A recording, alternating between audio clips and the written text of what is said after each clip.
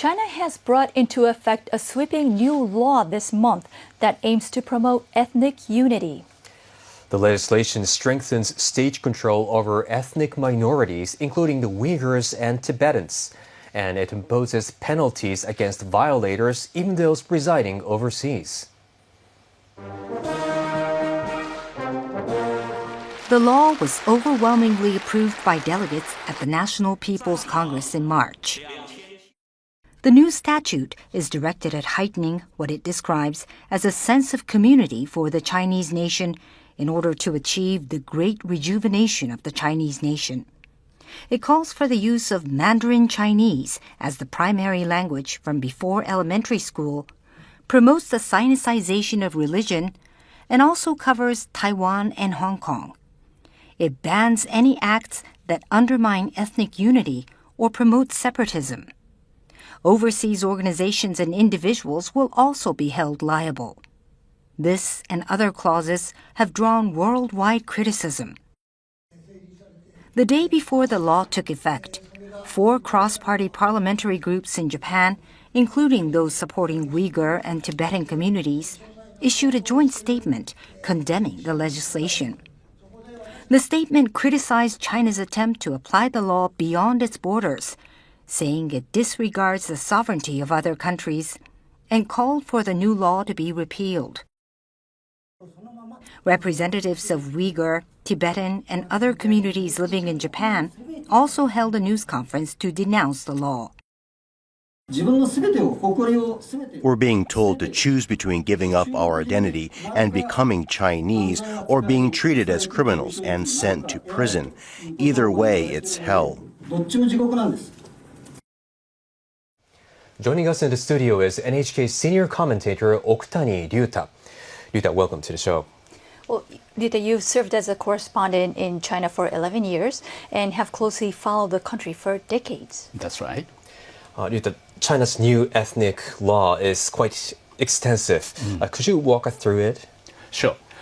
Observers generally see 3 main objectives behind the new law. The first is to strengthen stability by amplifying people's identification with the Chinese nation while weakening their identification with their own ethnic groups. This is the first time Chinese law has explicitly placed the Chinese nation above a person's ethnic identity. Beijing has already been pursuing assimilation policies toward ethnic minorities over the decades, and this law effectively gives a legal basis for these policies and appears designed to solidify them further. Well, there's a heavy emphasis on promoting shared national identity. Could you tell us more about the significance of this? Right.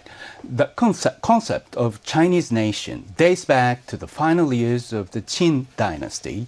It was developed as a way of bringing together all the peoples living in territories under Qin rule, including today's Xinjiang, Tibet, and Mongolia, to form a single national identity. After the fall of the Qin, the concept was carried over by the Republic of China and later adopted by the Chinese Communist Party. China officially recognizes 56 ethnic groups that together make up what it calls the Chinese nation. More than 90% of the population is Han Chinese. Among the remaining 55 ethnic minority groups, the CCP seems to regard the Uyghurs and Tibetans as posing the greatest security concern. There have been large-scale protests in the past over rights issues. Yes, ever since the large-scale protests in Tibet in 2008 and in the Xinjiang Uyghur Autonomous Region in 2009, the Chinese Communist Party has kept tight security controls in both regions. Since then, it has become increasingly wary of what it describes as attempts by some Tibetans and Uyghurs to work with foreign hostile forces to split China. Alongside the security crackdown, Beijing has pursued large-scale assimilation policies aimed at integrating ethnic minorities into the Han majority, especially through language and religion. The U.S. State Department has accused China of committing genocide in Xinjiang, saying that more than 1 million Uyghurs have been forcibly detained in centers there. Regarding Tibet, the State Department says the CCP has interfered in Tibetan Buddhism and placed more than 1 million Tibetan children in boarding schools where they are separated from their parents and religious traditions. The Chinese government rejects these allegations. It says the facilities in Xinjiang are vocational education and training centers. And regarding Tibet, it says parents voluntarily choose boarding schools because many children live too far away to commute. Well, earlier you mentioned there are three main objectives behind this law. So what are the two others besides forging Chinese identity? The second objective is to intimidate Uyghurs, Tibetans, and other ethnic minorities living overseas who oppose the CCP's policies, as well as people around the world who support them. Extending the law beyond China's borders echoes the Hong Kong national security law introduced 6 years ago to suppress Hong Kong's pro-democracy movements. There are concerns that the law could lead to increased transnational repression.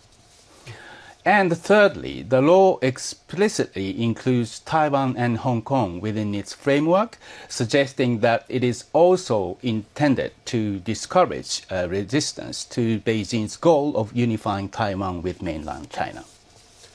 Do you think the Xi administration will succeed in its assimilation mission? Well, given the extensive use of police powers and the involvement of government agencies at every level, ethnic minorities have very limited means of resistance. As a result, some degree of assimilation is likely. But many experts argue that even if minorities appear outwardly to comply with the CCP's rules, resentment is likely to percolate beneath the surface. Of course, ethnic issues should be addressed by listening to the different voices, respecting diversity, and seeking solutions through dialogue. Simply viewing people with suspicion and relying on coercion cannot truly unite a diverse society. Xi's administration is also seeking to extend its own concept beyond China's borders so that opposition to CCP policies constitutes a crime. The new law is already raising concerns around the world.